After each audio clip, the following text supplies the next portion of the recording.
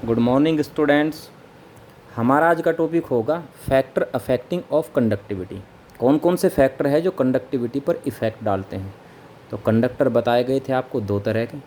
एक तो होता है इलेक्ट्रॉनिक कंडक्टर जैसे कि मेटल, दूसरा होता है इलेक्ट्रोलाइटिक कंडक्टर जैसे कि सॉल्यूशन ऑफ किसी भी आयनिक कंपाउंड का या पोलर कंपाउंड का जैसे NaCl का, HCl का। पहला factor nature of metal. Metal किस तरह की है इस पर भी डिपेंड करता है इसकी कंडक्टिविटी कैसी होगी। जैसे कॉपर की कंडक्टिविटी ज़्यादा होती है, सिल्वर की और ज़्यादा होती है, एल्युमिनियम की कम होती है। ऐसे ही इधर भी डिपेंड करेगा नेचर ऑफ इलेक्ट्रोलाइट की नेचर पर। इलेक्ट्रोलाइट स्ट्रॉन्ग है तो उसकी कंडक्टिविटी ज़्यादा होगी, इलेक्ट्रोलाइट वीक है उसकी कंडक्टिविटी कम होगी। स्ट्रॉन्ग इलेक्ट्रोलाइट का मतलब जो कम्प्लीटली आयनाइज हो जाता है। अगर हमने 100 मोल्स लिए हैं तो 100 के 100 ही उसके आयनाइज हो जाएंगे। वीक का मतलब कम्प्लीटली आयनाइज नहीं होता, जैसे कि एसिटिक एसिड। और स्ट्रॉन्ग में जैसे कि NaCl, तो NaCl कम्प्लीटली आयनाइज हो जाता है, उसकी कंडक्टिविटी ज़्यादा मिलेगी। इधर जो एसिटिक एसिड है वो वीक होता है, कम्प्लीटली आयनाइज नहीं होता, तो उसकी कंडक्टिविटी कम होगी। ऐसे number of valency electrons electronic conductor में, वैलेंसी इलेक्ट्रॉन जितने ज़्यादा होंगे कंडक्टिविटी उतनी ही ज़्यादा होगी, क्योंकि फ्री इलेक्ट्रॉन फिर ज़्यादा मिलेंगे। इधर है आपका नंबर ऑफ आयंस। अब ये मैंने यहाँ समझा ही दिया था, स्ट्रॉन्ग इलेक्ट्रोलाइट है तो नंबर ऑफ आयंस ज़्यादा होते हैं तो कंडक्टिविटी भी उसकी ज़्यादा मिलेगी। तीसरा है टेम्परेचर। अगर टेम्परेचर बढ़ाते हैं मेटलिक कंडक्टर का यानी कि इलेक्ट्रॉनिक कंडक्टर का, तो उससे होता यह है कि रेजिस्टेंस बढ़ जाता है। और रेजिस्टेंस और कंडक्टिविटी एक दूसरे के अपोजिट होते हैं। तो टेम्परेचर बढ़ेगा, मेटल का रेजिस्टेंस भी बढ़ेगा, और रेजिस्टेंस बढ़ेगा तो उसकी कंडक्टिविटी डिक्रीज़ हो जाएगी। अगर हम इलेक्ट्रोलाइटिक कंडक्टर की बात करते हैं तो यहाँ इसका जस्ट अपोजिट होता है, उल्टा होता है। यहाँ डिक्रीज होने के बजाय इंक्रीज होती है टेम्परेचर के साथ कंडक्टिविटी। उसका रीज़न ये है कि टेम्परेचर बढ़ाएंगे, आयनाइजेशन बढ़ेगा और मूवमेंट भी बढ़ेगी आयंस की। अब आयनाइजेशन बढ़ेगा तो नंबर ऑफ आयंस बढ़ेंगे फिर। तो टेम्परेचर बढ़ाने से, नंबर ऑफ आयंस बढ़ने से और उनका आयंस का मूवमेंट बढ़ने से उसकी जो कंडक्टिविटी है वो भी इंक्रीज हो जाएगी, वो बढ़ जाती है। नेक्स्ट है इलेक्ट्रोलाइटिक कंडक्टर में नेक्स्ट फैक्टर है जो इस पर इफेक्ट डालता है, कंसंट्रेशन ऑफ सॉल्यूशन। इसके बारे में हमको पढ़ना है बाद में, ये पूरा टॉपिक डिटेल में पढ़ना है हमको। तो फिलहाल बस इसको याद रखना है कि कंसंट्रेशन ऑफ सॉल्यूशन जो है वो भी एक फैक्टर है जो कंडक्टिविटी पर इफेक्ट डालता है। नेक्स्ट टॉपिक हमको लेना है मेज़रमेंट ऑफ कंडक्टिविटी। कंडक्टिविटी को कैसे मेज़र करेंगे, तो इसके लिए हमको चाहिए होते हैं दो इंस्ट्रूमेंट। एक तो होता है कंडक्टिविटी सेल और दूसरा होता है व्हीटस्टोन ब्रिज। अब जो कंडक्टिविटी सेल है वो इस तरह की है कि कई डिज़ाइन में होती है। मैंने एक डिज़ाइन दिखाया है यहाँ पर कि उसमें एक ग्लास ट्यूब है, उस ग्लास ट्यूब में दोनों तरफ इलेक्ट्रोड फिक्स हैं।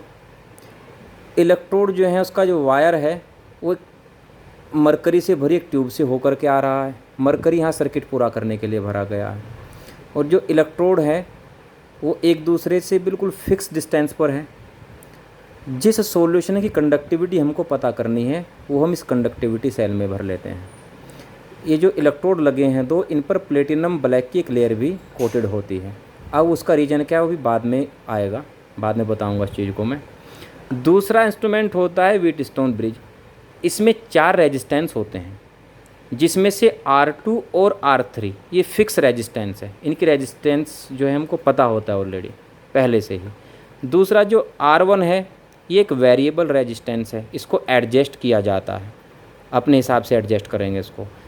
और फोर्थ होता है यहाँ X अननोन रेजिस्टेंस है जिसकी रेजिस्टिविटी हमको पता करनी है।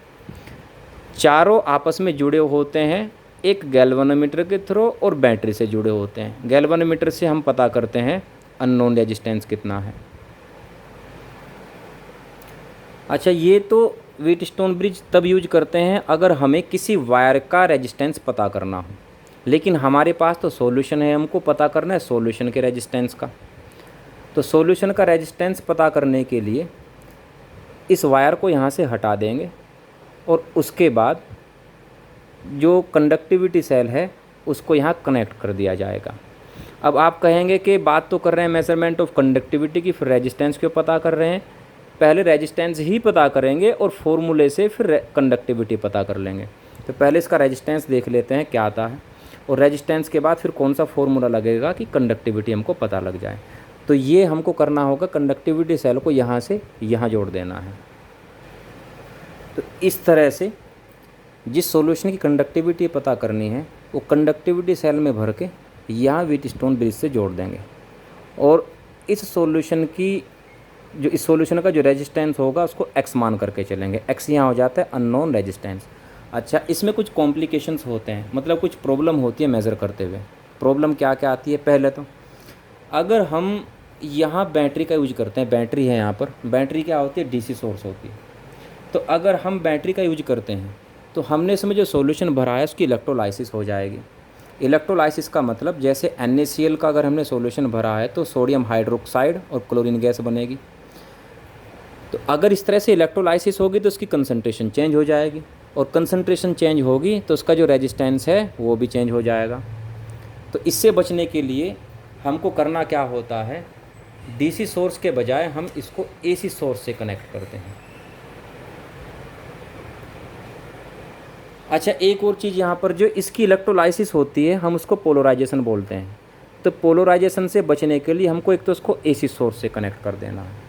दूसरी चीज़, जो गैल्वेनोमीटर है वो एसी के साथ काम नहीं करता, तब हम उसके लिए यूज करते हैं नल डिटेक्टर। नल डिटेक्टर जैसे कि हेडफोन, तो हेडफोन को कान में लगा करके आवाज़ सुनेंगे, और आवाज़ सुनते हैं इसको रेजिस्टेंस जो R1 है, जो वेरिएबल है, इसको घुमाते रहेंगे और उसके हिसाब से आवाज़ सुनेंगे। उस आवाज़ के हिसाब से ही जो X है उसका रेजिस्टेंस पता किया जाता है। दूसरी चीज़, यहाँ प्लेटिनम ब्लैक की हमने लेयर कोटेड की थी इस पर, वो किसके लिए की थी? पोलराइजेशन से बचाने के लिए। तो पोलराइजेशन से बचाने के लिए, पोलराइजेशन का मतलब इसका इलेक्ट्रोलाइसिस हो जाना, तो उससे बचाने के लिए हमको 3 काम करने हैं। एक तो यहाँ पर एसी सोर्स का यूज करना है, दूसरा प्लेटिनम ब्लैक से इसको कोटेड कर देना है, और तीसरा यहाँ नल डिटेक्टर का यूज करना है। तो कई बार क्वेश्चन पूछे गए हैं एग्ज़ाम में कि एसी का यूज क्यों करते हैं, एसी सोर्स का यूज करते हैं मेज़रमेंट करते हुए कंडक्टिविटी को, या फिर प्लेटिनम ब्लैक की कोटेड क्यों किए जाते हैं इलेक्ट्रोड को, या फिर नल डिटेक्टर का यूज क्यों करते हैं। खैर, इतना कुछ करने के बाद, ऐसे कनेक्ट करने के बाद जो एक्स की वैल्यू है, एक्स की वैल्यू निकालेंगे फॉर्मूले से। एक्स इजकल टू होता है R1 R2 और बाई R3। यहाँ जो R1 है वो तो वेरिएबल है, अपने हिसाब से एडजस्ट करेंगे। R2 फिक्स होता है, इसकी वैल्यू हमको पहले से पता है। R3 इसकी वैल्यू भी पहले से पता है। फॉर्मूले से क्या निकल आएगा? जो अननोन रेजिस्टेंस है वो पता लग जाता है। अब कंडक्टेंस का फॉर्मूला क्या होता है? कंडक्टेंस के लिए G इक्वल टू क्या होता है? 1/R। R का मतलब रेजिस्टेंस, और ये भी क्या है? Resistance, unknown resistance. तो G इक्वल टू क्या आ जाएगा? 1/X। तो इस फॉर्मूले से पहले अननोन रेजिस्टेंस पता कर लेंगे, फिर कंडक्टेंस पता कर लेंगे। उसके बाद हमको पता करनी है कंडक्टिविटी। कंडक्टिविटी के लिए फॉर्मूला क्या है? Kappa equal to G into L/A। यहाँ G तो क्या हुआ? कंडक्टेंस, जो यहाँ से पता कर लेती, और L/A क्या है? सेल कांस्टेंट, यानी कि G स्टार। तो kappa equal to G into G star. तो सेल कांस्टेंट पता करेंगे कितना है, उसके बाद G की वैल्यू ऐसे यहाँ से पता हो जाएगी। जबकि हम इसका रेजिस्टेंस पता कर लेते हैं, तो रेजिस्टेंस से क्या मिलेगा हमको? G की वैल्यू मिलेगी, और G की वैल्यू और सेल कांस्टेंट से हमको क्या मिल जाएगा? कंडक्टिविटी का मेज़रमेंट हो जाएगा। इसी तरह से अगर हमको मोलर कंडक्टिविटी पता करनी है, फॉर्मूला क्या आता है मोलर कंडक्टिविटी का? Lambda m equal to kappa into V. V का मतलब यहाँ पर है वॉल्यूम। तो मोलर कंडक्टिविटी पता करने के लिए पहले हमको क्या पता करना पड़ेगा? कंडक्टिविटी, इस फॉर्मूले से। कंडक्टिविटी कैसे पता होगी? जब G की वैल्यू पता लग जाएगी। और G कैसे पता होगा? जब हमको X का पता लग जाएगा। तो X का पता होने के बाद, X को मेज़र करने के बाद, अननोन रेजिस्टेंस पता करने के बाद G को मेज़र करेंगे। G को देखेंगे कितना आता है।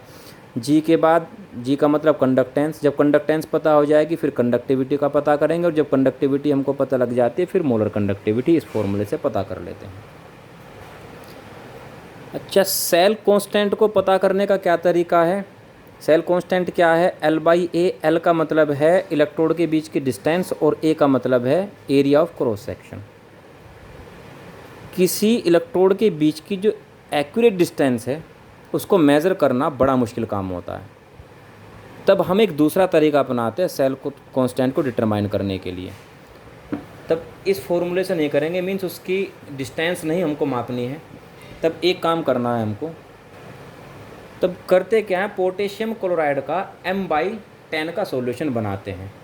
KCl का सॉल्यूशन बनाएंगे M/10 का, और वो सॉल्यूशन इसमें जो है कंडक्टिविटी सेल में भर लिया जाएगा। और उसके बाद इसका जो रेजिस्टेंस है XKCl वो पता कर लेंगे। फॉर्मूला कौन सा लगेगा? वही XKCl = R1 और R2/R3। इस फॉर्मूले से KCl का रेजिस्टेंस पता लग जाएगा, और इसका रेजिस्टेंस पता करने के बाद फॉर्मूला लगाएंगे सेल कांस्टेंट G* = 1.29 × 10⁻² और मल्टीप्लाई XKCl। तो सेल कांस्टेंट को उनके बीच की डिस्टेंस या क्रॉस सेक्शन का एरिया जो है मेज़र ना करके हम इस फॉर्मूले से इस तरीके से सेल कांस्टेंट को डिटरमाइन करेंगे। ये फॉर्मूला लगा लेंगे, और यहाँ रेजिस्टेंस पता कर लिया हमने XKCl का, और इस फॉर्मूले में रख के सेल कांस्टेंट पता लग जाएगा। बाकी सेल कांस्टेंट पता करने के बाद कंडक्टिविटी का पता लग जाता है, और फिर मोलर कंडक्टिविटी का पता लग जाता है। तो इस तरह से मेज़रमेंट किया जाता है कंडक्टिविटी का। नेक्स्ट टॉपिक के साथ फिर मिलते हैं नेक्स्ट वीडियो में।